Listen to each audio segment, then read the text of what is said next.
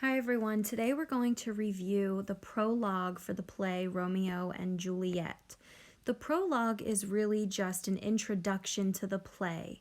So before the play even starts, you have the chorus, who's just a few characters from the town. They come on stage and they kind of keep you in the loop of what's going on. So they come on stage and they give you a quick background of some of the events, like the setting, some of the conflicts that take place in the play. And in this case, they actually give away the ending of the play. So let's see what the chorus has to say. So they say, "Two households, both alike in dignity, in fair Verona where we lay our scene, from ancient grudge break to new mutiny, where civil blood makes civil hands unclean. From forth the fatal loins of these two foes, a pair of star-crossed lovers take their life, whose misadventures piteous overthrows, and with their death bury their parent strife. The fearful passage of their death-marked love, and the continuance of their parents' rage, which but their children's end not could remove, is now the 2 hours' traffic of our stage, and which, if you with patient ears attend, what here shall miss, our toil shall strive to mend." So what does this mean? Shakespeare uses a lot of fancy language, a lot of complicated sentence structure, and he really wrote the prologue in the form of a very specific poem, a poem called a sonnet.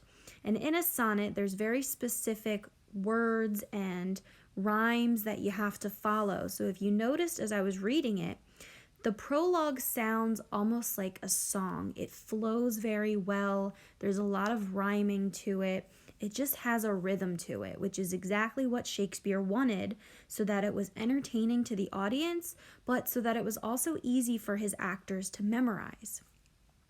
So now let's take a look and see what that actually means, because it sounds nice, but it's very hard to understand in Shakespeare's complicated language.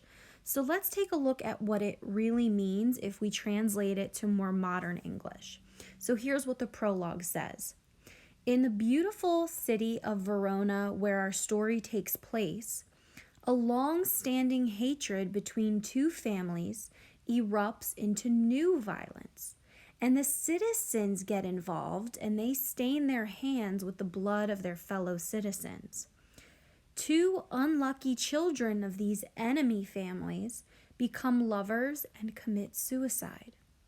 Their unfortunate deaths put an end to their parents' feud. For the next 2 hours, we will watch the story of their doomed love and their parents' anger, which nothing but the children's death could end. If you listen to us patiently, we will make up for everything that we've left out in this prologue on stage." So you can see that the prologue tells us where the story is set. It tells us a little bit about the families and how much they hate each other, but it also gives away the ending. Shakespeare's prologue tells us that the two kids of the enemy families become lovers and they end up committing suicide. And it was the fact that their children died that ended putting an end to their feud. So they no longer hated each other, but it took their children's death for them to end their feud. So why do you think Shakespeare would give away the ending of the story? Why would he tell us all of the really important things that happened? Maybe he wants us to listen patiently so that we understand everything that led up to these horrible outcomes. Perhaps he wants us to pay attention so that we learn a lesson. Why do you think Shakespeare gives away so much information at the